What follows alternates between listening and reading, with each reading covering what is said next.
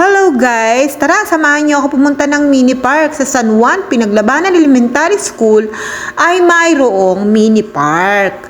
Pero ang kalsada niya ay sa gitna ng Pinaglabanan Elementary School at St. John the Baptist ay may iskinita doon. Tara guys, samahan niyo ako ha. Blackbayin ang papuntang mini park. Alam niyo ba guys na dito sa mini park ay matagal ng mini park siya. Diyos ko, bata pa ako, napapasyalan ko na yan. Alam nyo ba guys, na dito, sa iskinita dito, ay merong mga nakatirang artista. At sikat na artista. Hindi ko sasabihin guys. Alam nyo ba guys, na nung bata ako ay nagtitinda kami ng kakanin ng aking kapatid, ay napunta kami dito sa lugar na to at makukulit kasi kami guys, nagbabasar kami ng mga bahay minsan at inaalok namin ng kakanin kapag lumalabas sila. Ayan na nga guys ang mini park ng Pinaglabanan, San Juan Pinaglabanan. Ayan na guys. Ito yung kalsada niya. Ayun yung malaking puno ng acacia. Ayan na guys, di ba? Alam nyo ba, napaka-presko dito. Ang laki ng bahay na to guys, kulay puti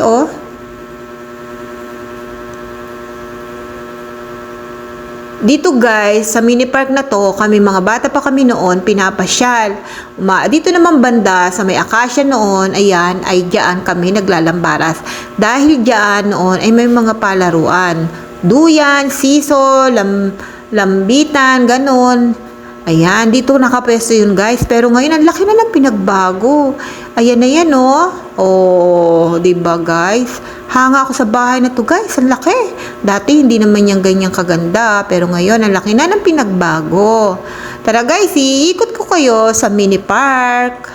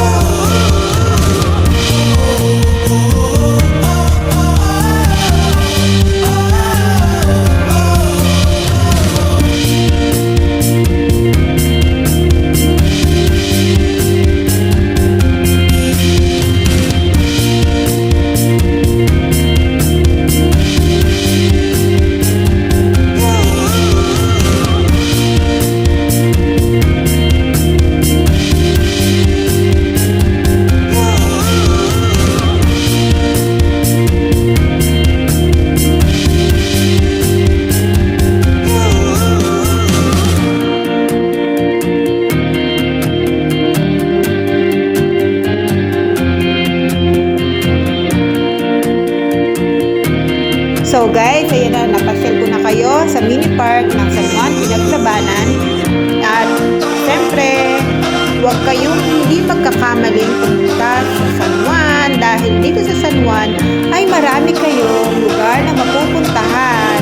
Thank you guys and follow me to my vlog.